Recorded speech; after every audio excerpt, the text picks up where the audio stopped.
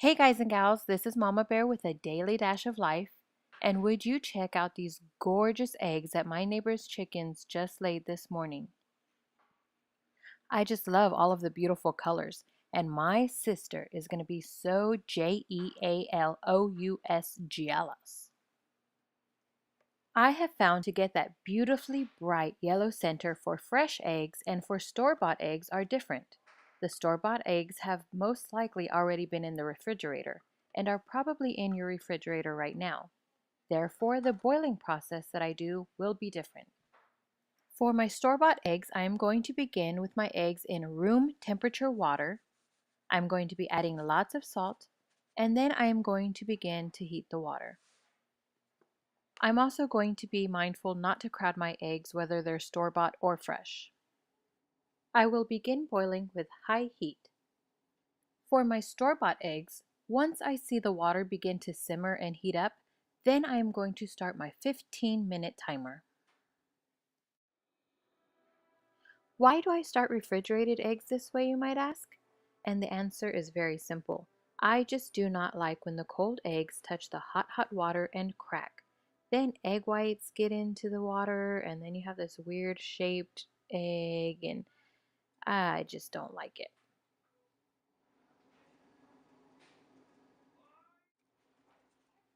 Once I have a good boil going, I'm actually going to lower my heat from a high heat to a medium high heat.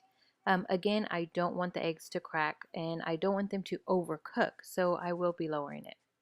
When boiling my fresh eggs that have not been refrigerated yet, I'm actually going to start off by boiling my salt water first. Once my eggs are in the boiling hot water, I'm actually going to lower the temperature again from a high heat to a medium high heat. The fresh eggs are more dense, therefore I actually have to cook them longer. To get that perfect bright yellow for the small eggs, I'm going to set my timer to 16 minutes.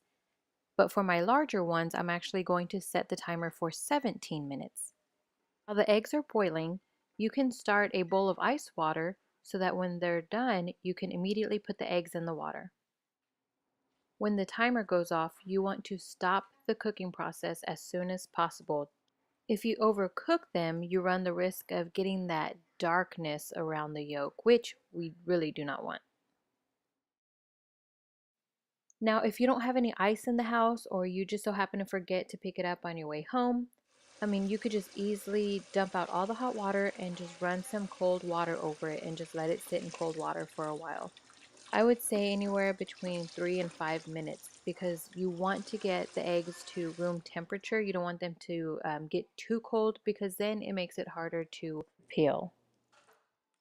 If you're using option 1, the ice water technique, and you so happen to make your eggs too cold, you can easily just sit them out until they become room temperature, or you can actually just put them in the palms of your hand and warm them with your hands really quickly for about 2 minutes and start peeling away.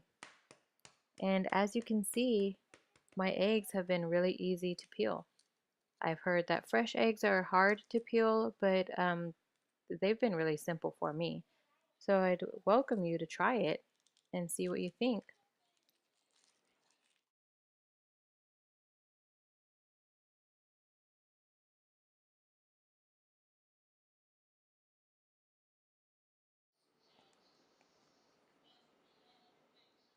One thing I've noticed throughout my egg boiling adventure is that the fresh eggs tend to have a creamy yolk, while the store-bought eggs have a drier, crumbly type texture.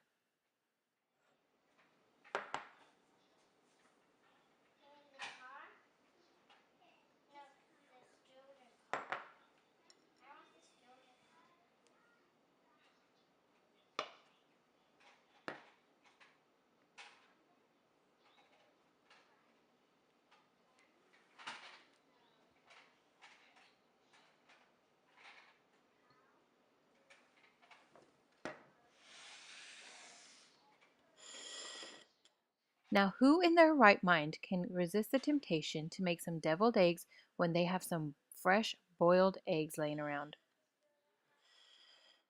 I know I can't. This is gonna be good.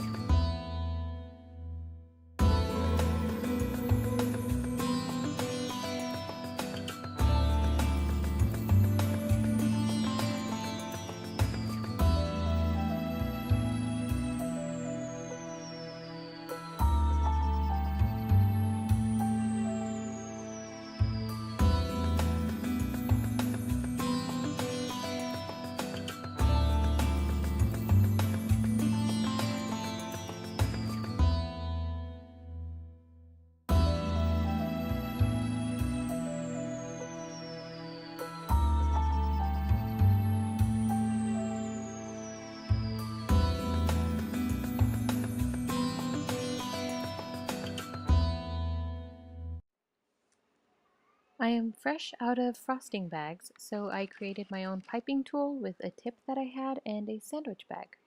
And now I am just going to begin filling my deviled eggs.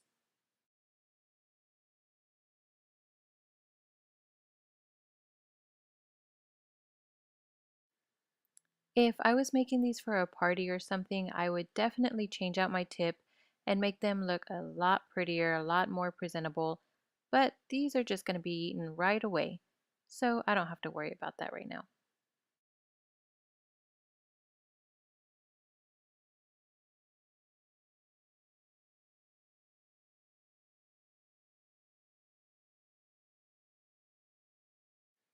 I'm going to garnish with a little bit of paprika on each one.